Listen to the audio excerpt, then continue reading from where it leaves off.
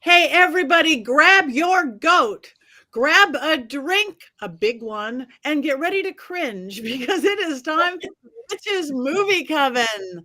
We have a very special movie for you today. We have the Blood Orgy of the She-Devils. We'll get more into that later, but be prepared to cover your eyes on occasion, or ears, or anything you've got.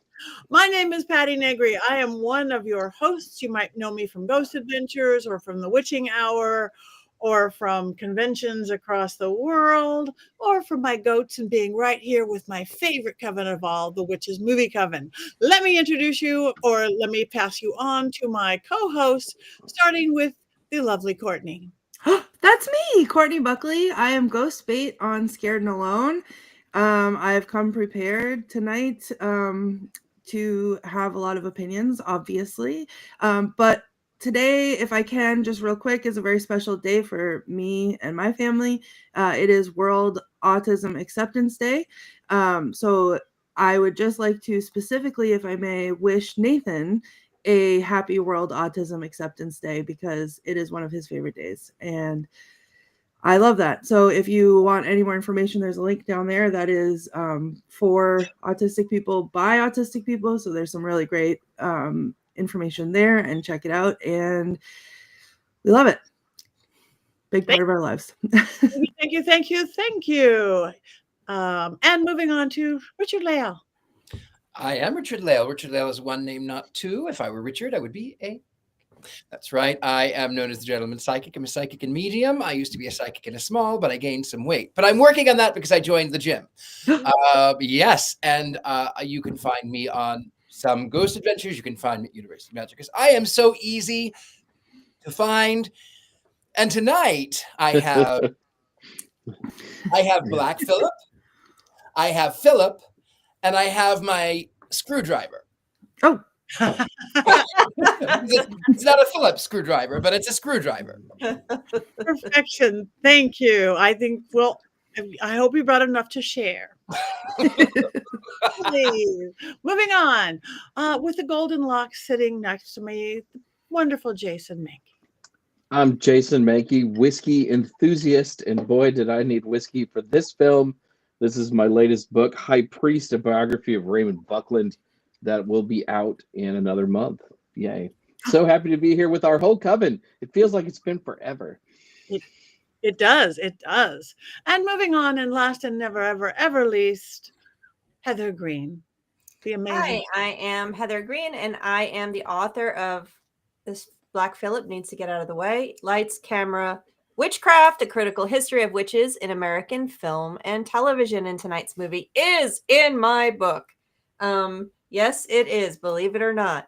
And I am also an author. I'm also a journalist. I cover occult as well as an editor at Llewellyn Worldwide. And I'm glad to be back here with all of us together to talk about this wonderful, amazing movie that we're going to enjoy. Exactly. We're hoping you all watched it and hope you all watched the right one. And just in case somebody didn't watch it, Richard-Lael, do you happen to have an unbiased synopsis of this lovely and how? Seatbelt yourself in now. So here is my take. It's an all-girls school, which is headed over by Supreme Witch Mrs. Garrett. And in this girls' school of witches, there is, of course, the rich blonde one named Blair. There is the black one named Tootie. And then there is a lesbian named Jo. And you take the good and you take the bad. And then these are, I guess, the facts of life, I suppose. That's what it kind of reminds me of. I mean, what is the plot of this film? I have debated all day long. I initially decided that I was going to get on and just recite a recipe because at least a recipe makes sense. But I really don't know what to tell you. If you haven't seen tonight's film, the best thing I could tell you is just watch it, because I don't know what to actually tell you on tonight's film. Apparently, there's a witch who kills people indiscriminately. Why does she kill men? I don't know. She's the she-man woman, man-hater. I don't know. Yeah. And then there's this religious fellow who is an atheist. And then the witches call upon Adonai, the tetragrammaton, that is God, to summon demons. And then Grand Witch turns into a black cat, and then eventually into a bat when everyone is dead because the atheist has telekinesis or something. That's about all I got out of it. I think you summed it up well. This Very- is the most nonsensical film we have ever watched in this movie coven. Completely. I my head was tilted the entire time. But thank you for that very good, very clear synopsis. But just in case somebody wants a little more information, and we do hear it's in our book, Heather, do you have 5 things we really, really need to know about this film?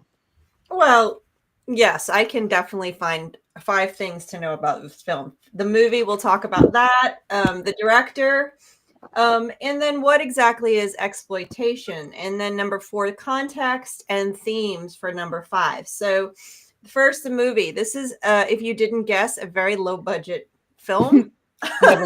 Never. You never would have guessed that. And it released in 1973 by Occult Films. This was created by Ted Michaels, and it's about 73 minutes long, which I'm sure Jason is going to think is 73 minutes too long, or maybe 74 minutes too long. It was interestingly re-released finally to video. It took this long in 1988. That was a very long amount of time for a movie to be released to video at this time, day and age. But it took that until 1988. But it had a new title. And I want everyone to sit still for this. Are you ready? As if the title of this film wasn't good enough, it was re-released as The Female Plasma Suckers.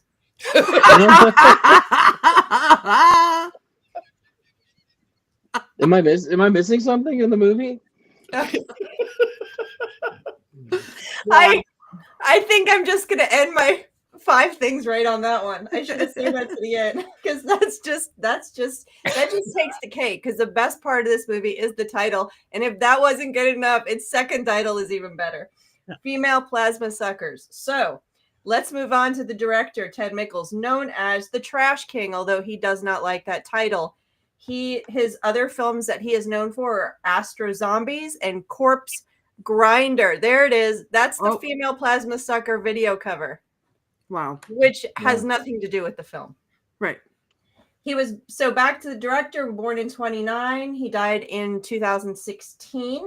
He came from, his family was from Eastern Europe. He was raised in Minnesota, and his mother was an herbalist. So those are some interesting things about him. He got into film, was very interested, and I read some interviews with him. He really loved what he did, and he was pretty well known in Hollywood, did lots of different things. Of course, he loved making these B, C, D, Z level movies. He also did allegedly say, but I do believe it is honest, that he did a lot of research on witchcraft and the occult before doing it. And you can see that in this film.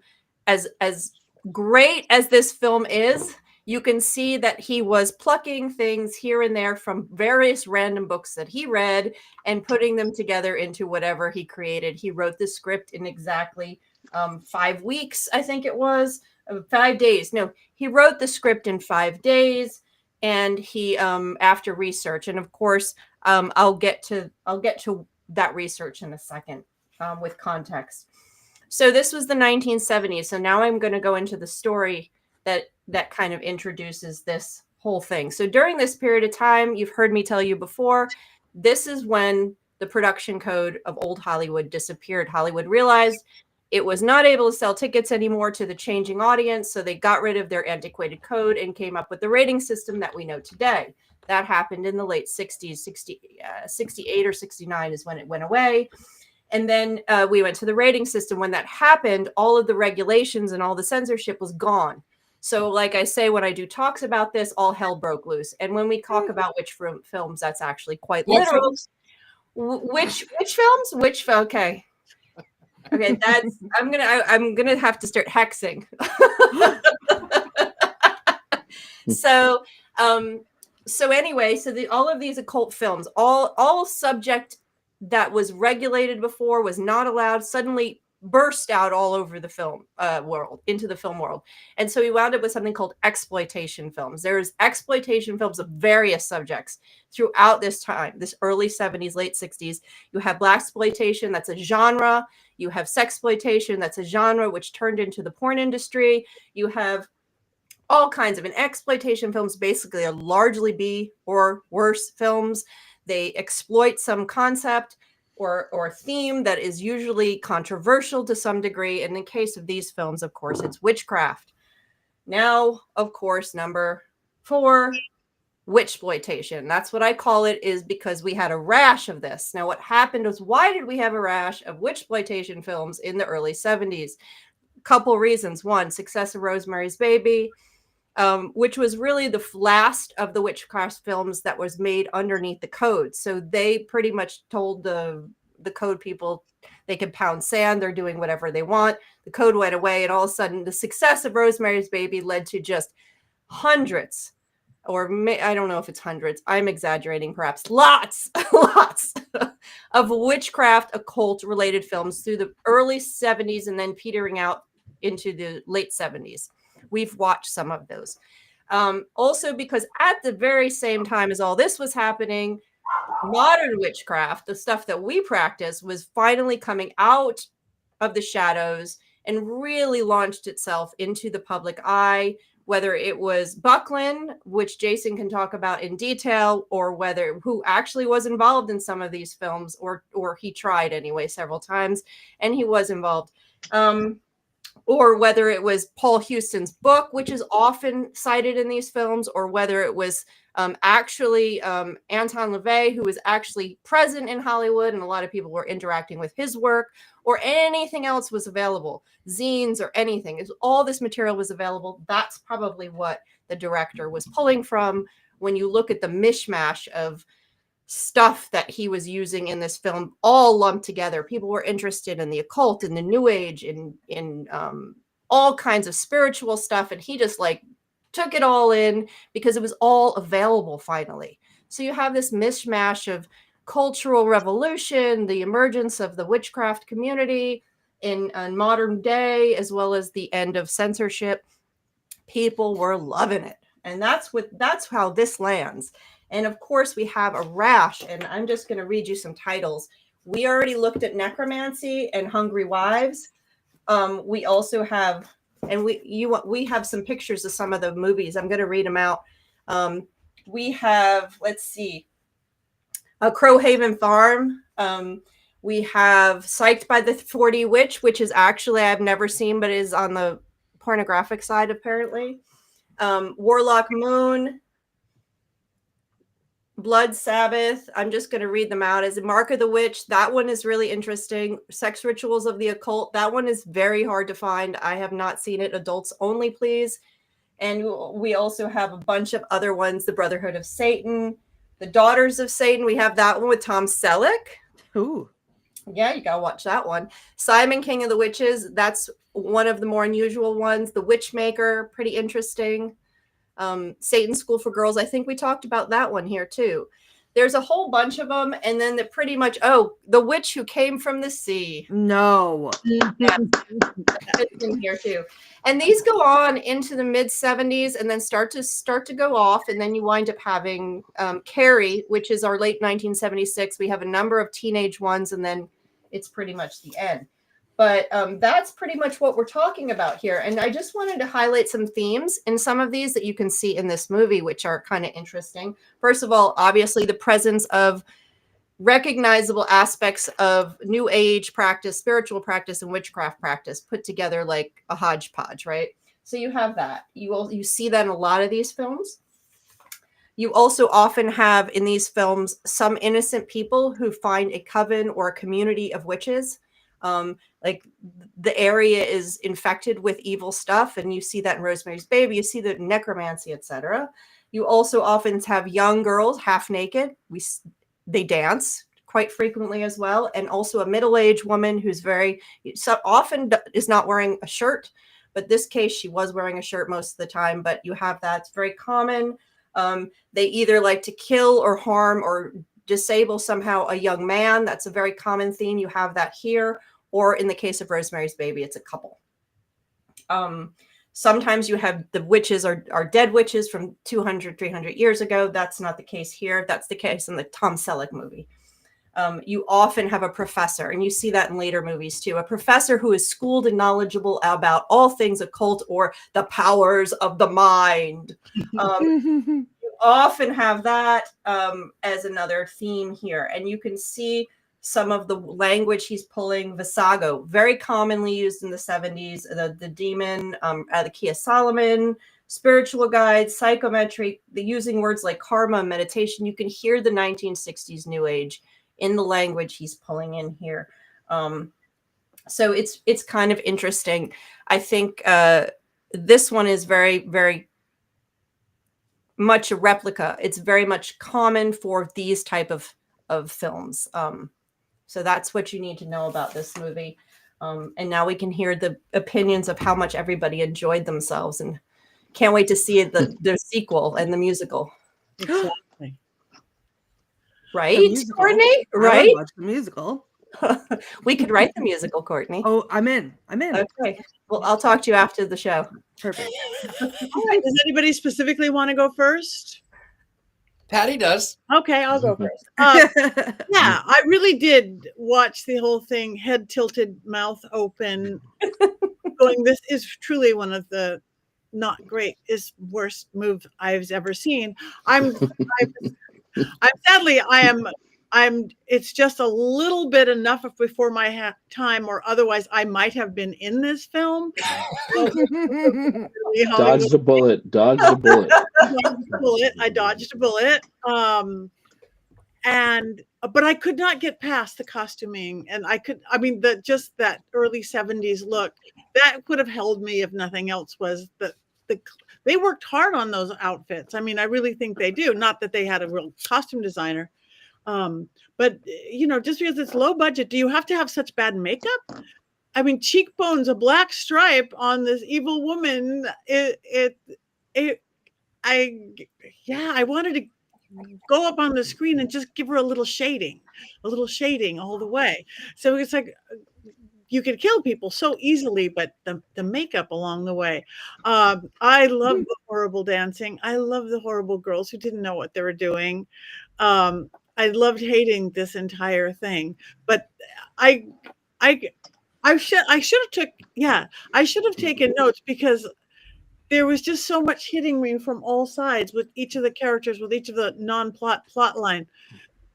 And I didn't, but I didn't. I don't even know what to say. Somebody go first, and then I will jump in. I have some things to say. Please.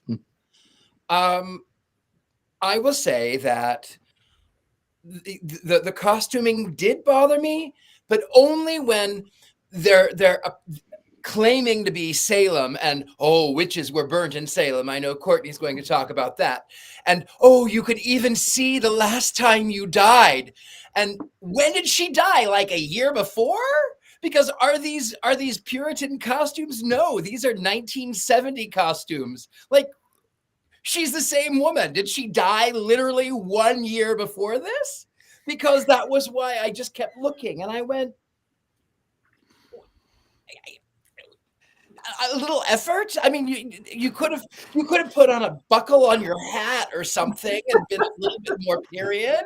I mean, and then what is with all of the fat naked men? I watched this film hoping for T&A, or as we like to say, boobs and butts, and the only boobs I saw were on shirtless fat men. That's very unusual for these films. Very unusual. Usually there's lots of boobs and butts. I was very surprised. I had forgotten that. Yeah, no. They didn't get the memo. Right. Yeah, I agree with you. The costuming, when they went back in time, they were in early 70s clothes. But when they're wearing the date people just crap me up. Their hair, their makeup, those were the magazines I was watching when I was younger than that, but watching them, those crazy reading teen magazine. I was already reading teen magazine, and it was just, we've lost Richard-Lael. Okay, I can't hold it in anymore, so I'm gonna go. Okay. I was able to separate myself. First of all, I had never seen this movie before, obviously. I was very excited because I feel like, Heather, you brought this up once before, and just the title of it alone made me thrilled. I was very excited to watch it. I was very excited that it was only 73 minutes because I felt like that was an appropriate time length for my attention span. However, I was expecting to have references to Salem and burning and whatever, and then be enraged by it. And somehow, I think because of the costuming in that one scene, I was able to separate myself from it because I was like, this can't be Salem. Like, this can't even be remotely pretending to be Salem because they're literally in the same clothes they were in 4 minutes ago. So I did not have to be upset about it. I said, yeah, they did burn people. They absolutely did burn people at the stake for being witches. Not in Salem, but that's not what they're saying here because it can't be. It's Milwaukee in 1970. I don't know, wherever it was, but that's what it was. I agree with Richard-Lael's synopsis in the fact that I have no idea what happened for the entire time, and I was attending, and it was hard, but I was attending the whole time.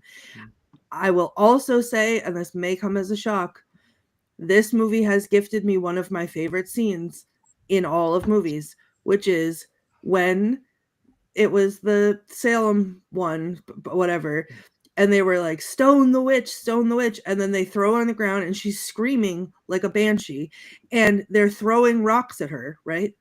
And then she's screaming, oh my god, I can't even talk about it, it's so funny.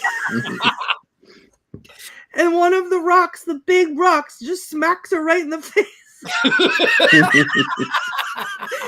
she is like, ah! And then they keep hitting her in the face with the rocks, and they're clearly not rocks. They're clearly like styrofoam. They're like bouncing off of her face. I rewound it, and that's why I was late. That's why, because I was so busy rewinding and watching the rock throwing scene over and over and over again. No idea what happened in the rest of the movie. All I know is that I laughed until I cried watching the rocks bounce off of her face. That's where I'm at. I was watching this, and in some ways it reminded me of a sketch comedy show, or perhaps a movie that is basically a series of sketches like Monty Python and the Holy Grail, because something would happen and then they would go and do something else that was completely not connected to anything else. And it was like the guy who wrote this was, I want to put this in my movie, and I want to put this in my movie, and I want to put this in my movie.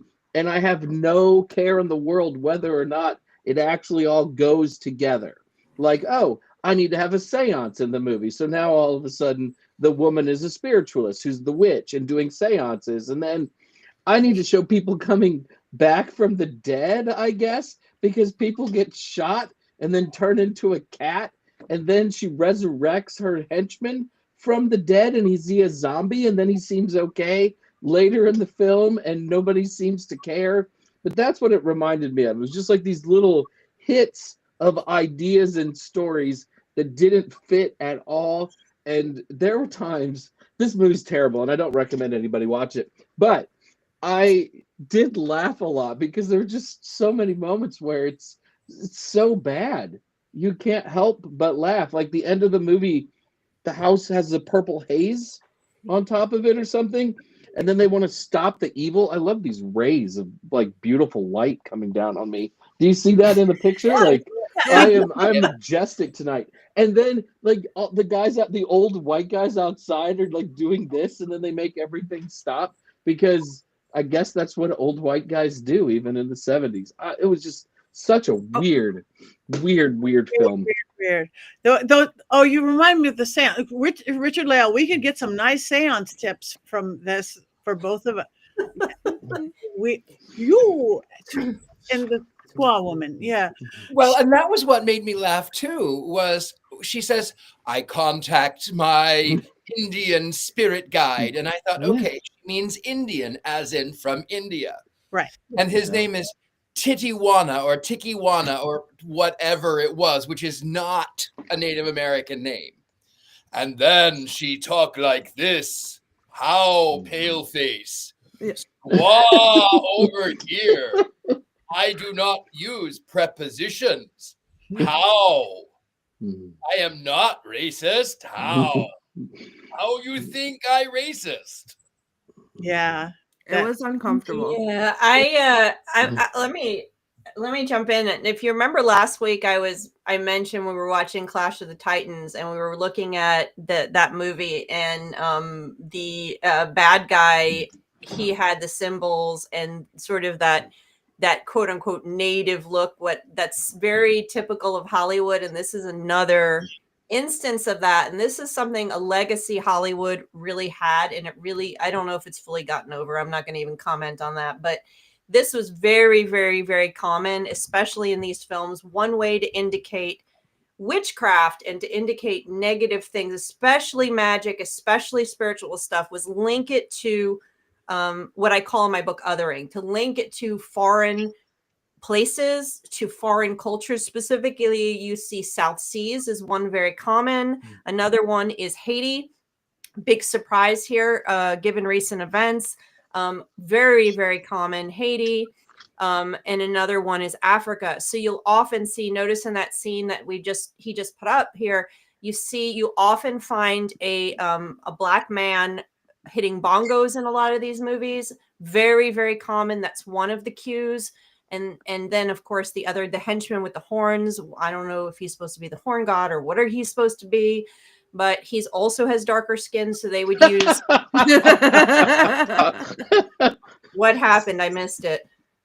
It's the dude with the mutton chops that go directly. Oh, is that the guy? I didn't notice. So there he is. We don't know what that is. That's something. That's a choice.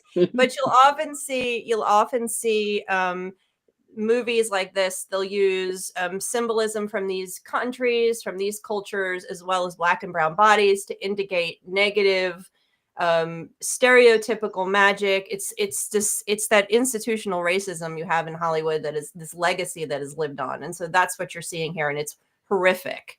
And it's uncomfortable. It was horrific. Yeah, you have to take a shower after you watch a lot of movies, especially I'm sorry to interrupt. No. My mother was Cherokee, and so I do have Native blood in me. And I think if I were to attend a seance, and the conductor of the seance starts speaking as if she's in some 1930s Western, I would pack up and leave. I would just walk out. Yeah, it's horrific.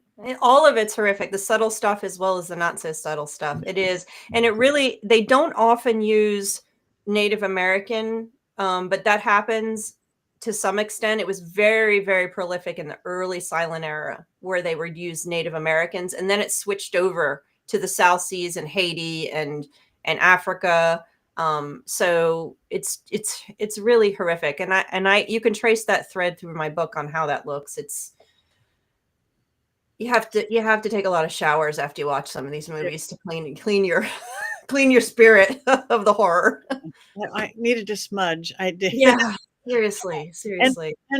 Okay, I get something's low budget. I get you can't afford costumes. I get they only took 5 days to write the script with 9 years research. But does the acting have to be that bad? You don't like the screaming? The high priestess screaming? Talks like this. What is that? I'm seance in ritual work, and we put our passion into our spells and working, but shut up. Oh, and that's not even it. Like, I watch everything with subtitles, and our movies are no exception. And I watch this movie with subtitles. That's how I get quotes correct, or as correct as I can. And this movie, 90% of this movie, the subtitles were wrong because you couldn't even understand what they were saying. Like I could, but like they were talking either so fast or with such a weird voice that it was getting half of the words wrong. It was wild. Also, I would like to file a formal complaint because for a movie that is named Blood Orgy of the She-Devils, there was no blood orgies, and I feel duped by that, and I wish there was boobs and butts. Worst orgy ever. I'm ordering that immediately. Yeah, that's truly were they orgy. I mean, I have gone to supermarkets that had more sex appeal. Okay. And there wasn't even that much blood. Like there wasn't even enough blood to have blood in the title. So the things that I was looking forward to in this movie, the blood, the orgy, the boobs and butts, none of it happened. But rocks bouncing off of people's faces did. So you know what? I can't. And meanwhile, when she gets shot, this is how she dies. Except the guy she doesn't, and she doesn't. Then she doesn't really die. She just turns into a cat that's never explained, and then gets right back up to doing things. And everybody had to hear those gunshots, right? Like nobody comes running in to figure out what's going on. That took me right out of the reality of this movie. I was into it until then, and then that's what took me out, Courtney. Like I couldn't do it. You know what? Then. The part that took me out of the reality of it was when she was using the voodoo doll and she was stomping on it, and the guy was writhing around on the ground, and then she crushed his head with her heel, and he's bleeding from every orifice on his face, which finally, thank you, some blood, and he's laying there with his crushed in head, and he blinks. What? You're dead. Well, on that topic, Courtney, there was another thing about the voodoo doll that irritated me. The lizard. She clearly takes the doll. I'm going to use Black Phillip. She clearly takes the doll, and she takes a pin and she sticks it into his right leg. And then it cuts and he grabs his left leg. I went, that's the wrong leg. Did no one see? It's the right leg. I will admit I was a little bit impressed with some of the magical operations when she gets the guy to basically choke to death and she puts his doll in a big tub of water and then holds it down. That's like a good example of sympathetic magic. I don't think it would ever work that quickly, but I was like, this is his 5 years of research right here. He got this thing right. This one thing. That was maybe the only scene in the whole movie I was impressed with, but it did show some understanding of sympathetic magic, and I'll give them props for that. Those were very cute puppets, though. They were puppets. She worked really hard. I just kept wanting to save the lizard. I don't think that they had the Humane Society back then that watching animals, because I'm sure that lizard is not alive any longer. And the death scenes, oh my God, the death scenes are straight out of a bad murder mystery. The live kind of murder mystery that I used to do, the really bad one. Oh. They had to work hard to be that bad. Go ahead, Heather. Sorry. I was going to say this whole film was shot in a castle in California. I forget the name of it. I'm not sure if you guys know, but almost all of it was shot inside this castle in California. Castle Grayskull. No, it was not Castle Grayskull. I did. I think that was it Hearst Castle? No, it wasn't Hearst. It starts with a C or an S. I can't remember the name of it. I can quickly look it up. But it was there's some castle in California, and he did the whole thing on one set. Crap Show Castle. C and S. Crap Show Castle. And when they went outside, White Castle. Most of the scenes took place in the manager's office. And when they were outside in a car, there was the pitch blackest outside. You never saw a road or a street or the sky or a city, or they're in the country, just a car pulled up in blackness. Also, so she kills the guys from India. That's another weird thing, that these guys were from India and we're going to pay her in rupees, which I thought was really funny. And then we'll pay you when it's done. And then she kills them after they try to kill her, but she never collects the money, right? I mean, that's Witchcraft 101. Get your money. Get your money, honey. Well, they were coming. She did not fulfill what they wanted. Like, who are they trying? She was trying to kill somebody for them, and it was she killed the ambassador. She that's there the you one she go. put That's right. underwater. She Right. did her job, and then they were like, "We must kill her to tie up any loose ends." That's and then She's too powerful for us. If she's that powerful, she can work against us. Right? Yeah, and that brings up one of my favorite lines in the whole movie, because when he sends his bodyguard to kill her, the bodyguard says, "Let's go to work, baby." And I just thought that was so funny that I had to like write it down, make sure that I brought it in. But like, she should have just killed the bodyguard, and the other guy would have known, and then she would have gotten her money. But no, she just kills the other guy. Like, when I take that kind of contract work, I make sure I get paid, you know? Right. Yeah, I kill the spouse, and then the other spouse comes over and, you know, pays me so that they don't get in trouble. That's good witchcraft. And good business. She's not a businesswoman.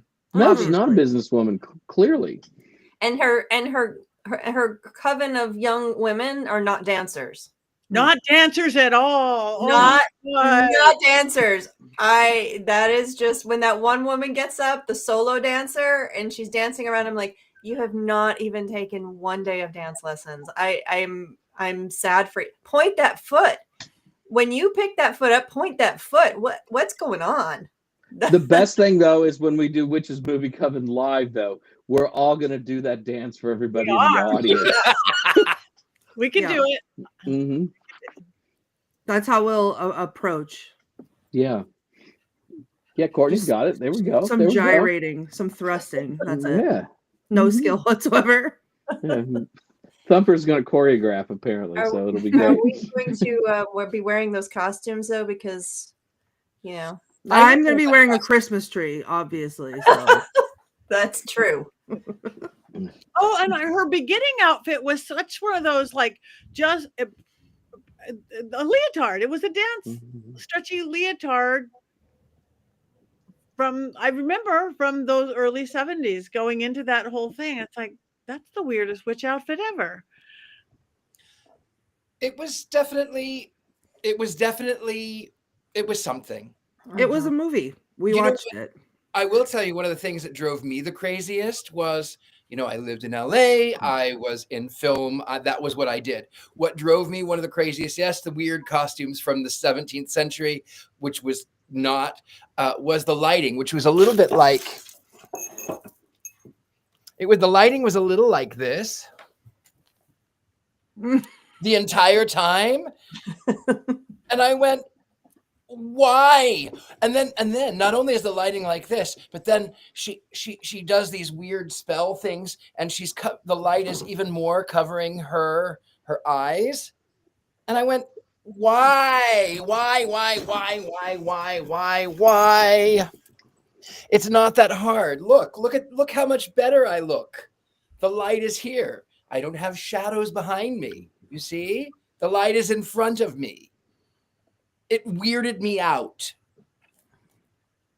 Choices were made.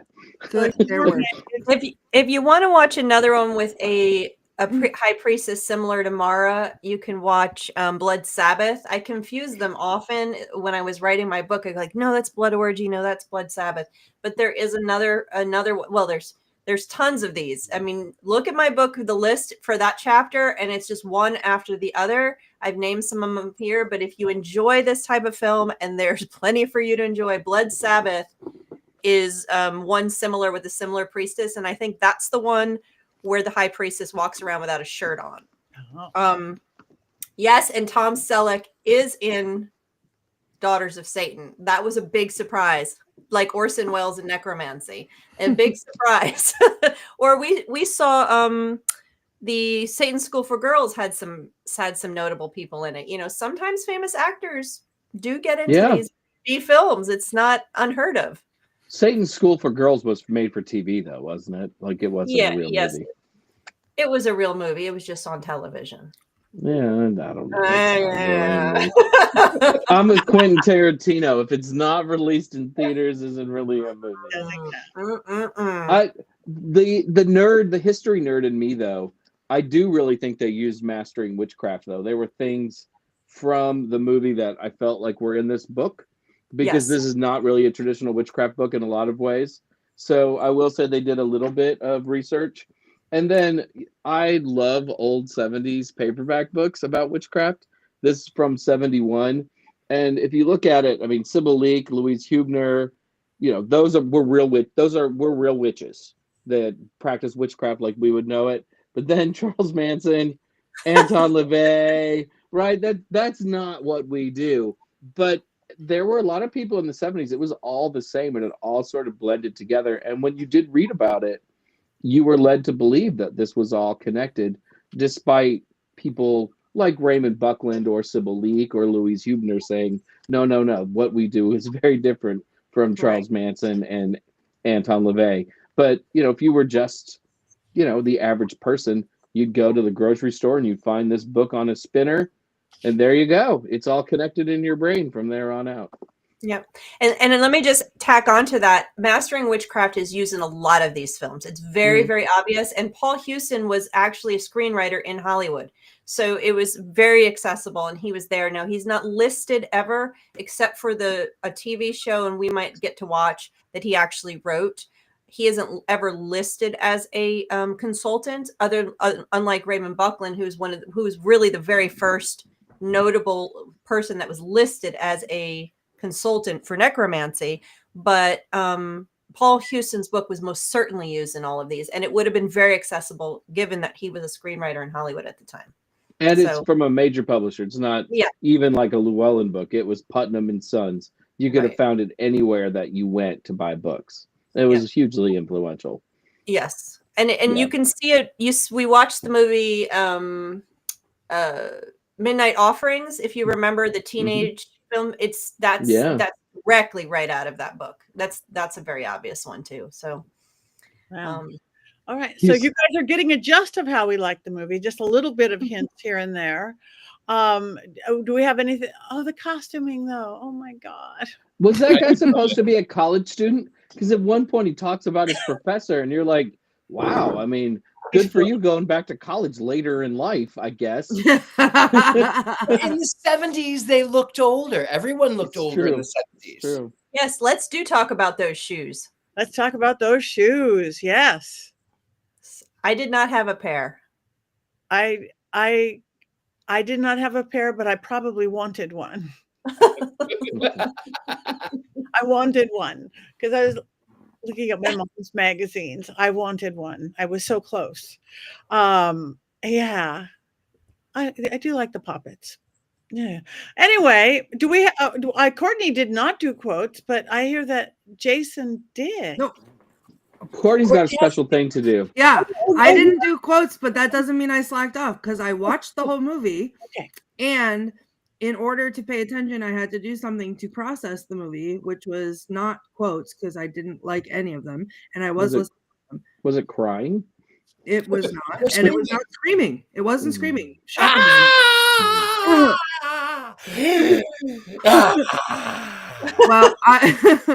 I would like to invite everyone on panel and in the comments to play a game of Never Have I Ever with me.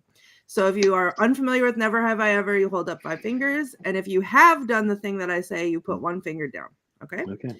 So first one, never have I ever performed a racist rendition of an indigenous person in order to tell someone not to get on a plane. Wait, which one's which? So you put it down if you've never, right? If you put it down if you have done that. Oh, no, I haven't. So please don't put one down, anyone on this panel. Okay, beautiful. Next, never have I ever made screaming orgasm noises while channeling my ancestral aunt Jessica.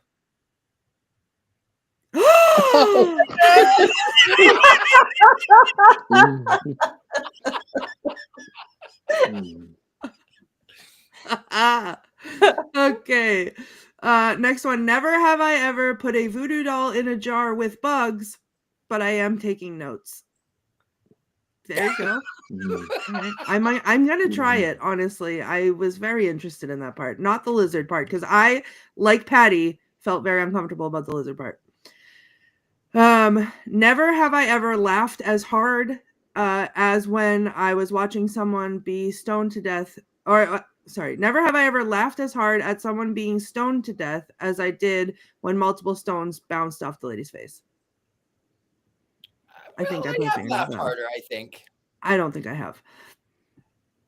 Never have I ever seen a glowing green house and then had a calm, collegiate discussion in the driveway before doing witchcraft to combat the witches. And lastly, never have I ever sat in front of a mirror in order to take myself to a past life 73 minutes before this life so I could unwatch this movie.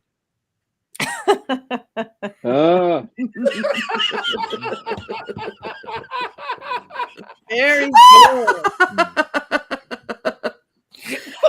I don't know who wins, but I think it's Richard-Lael.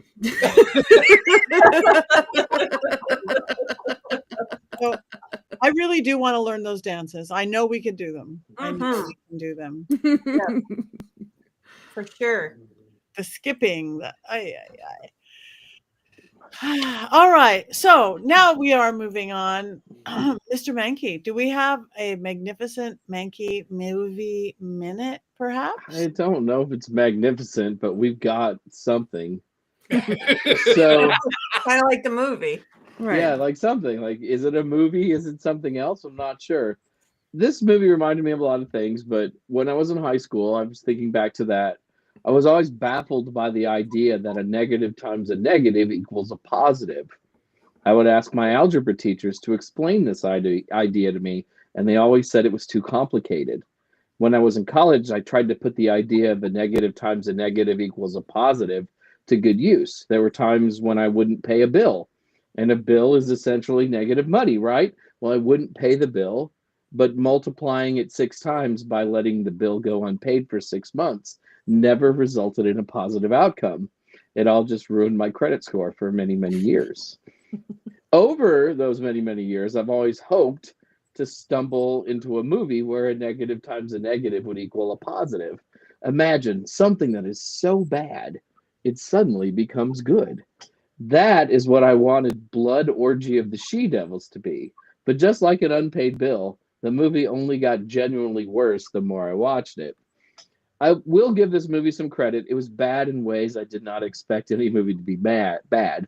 I was horrified to watch a witch channel a Native American spirit, and for that Native American spirit to sound like Johnny Depp in the Lone Ranger movie.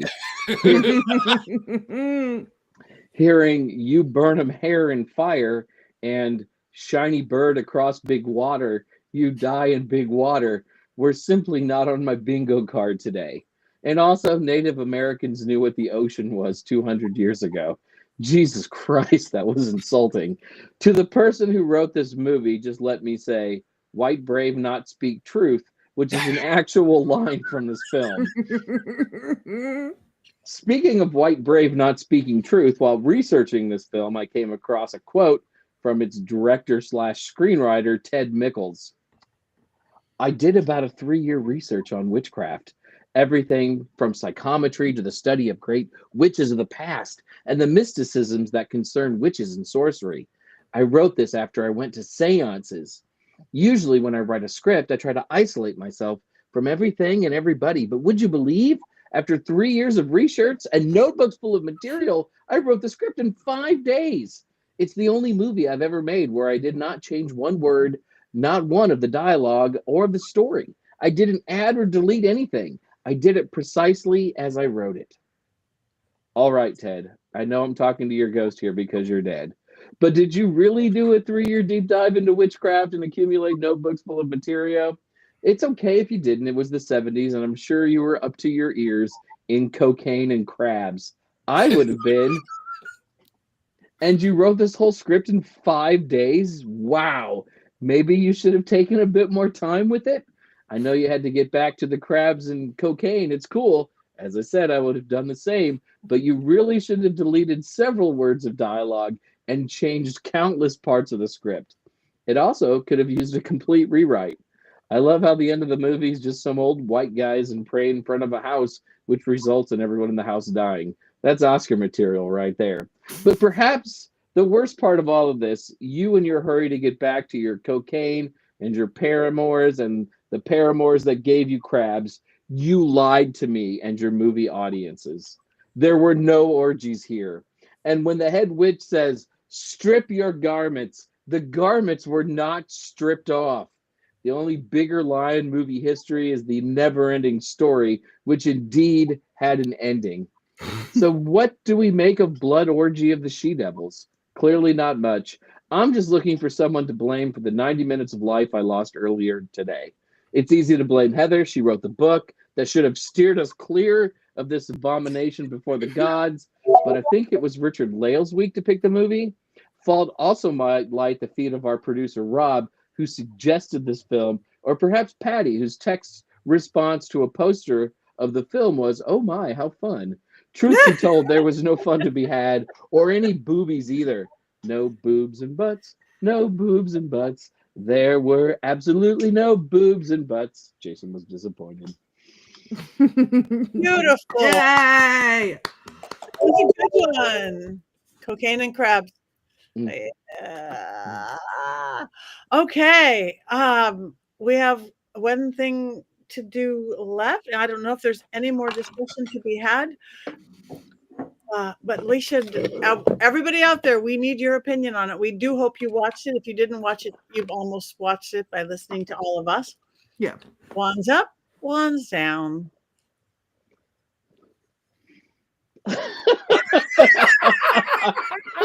Courtney, what is wrong with you?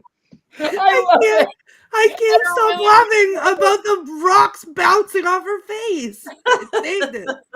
Is it worth was the terrible. other 73 minutes of angst and pain? Yeah, because I think I was able to pay attention because I sat there the whole time going and trying to figure out what was happening. So sorry, I was on board. Well, we've got up from Richard-Lael, up from Courtney, a neutral from a down, a neutral from Heather. Neutral, yeah. I couldn't get past a lizard or a big BDSM guy beating a kid. If it had some boobs and butts, maybe I would be down. But it lied to me. That is unforgivable. Unforgivable. My neutral is kind of like, because as a film historian and as a witch film historian, and because I love watching these stupid 70s films, it's a up, but it's a terrible film, so it's a down for that. So I'm giving a neutral, but I would rather watch this than Clash of the Titans. I said it. Yes. Oh, Yes, I would. Yes. Oh. Thank you, Richard-Lael. Turning Much off my better. light in the summer does no good, so I will just put my thumb over my camera. Okay, let's look at everybody else. I would have not. I'm glad I watched it, I must say. So we've got wands up and horns up. From Kelvin, thumbs down. Forgot today. Wands down, down, down. Buried so deeply it will never be dug up. Wands in celerity with Courtney. Okay, we can chat at the end, or instead of chat. Anyway, yeah, just what are we doing next week? Willow, to honor the late great Val Kilmer. Yeah. Wands up for Val Kilmer. Wands up for Val Kilmer. Rest in peace. Beautiful, beautiful Val Kilmer. So Willow, everybody find it with Val Kilmer. And we have a few minutes left. Does anybody have anything coming up that they want to talk about?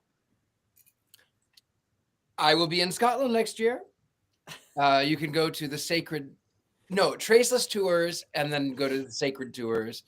And that is where I will be. I will be in Scotland in, I think, June or July. I'll let you know a little bit closer. I forgot. Thank you. So look for Scotland next year. Anybody else?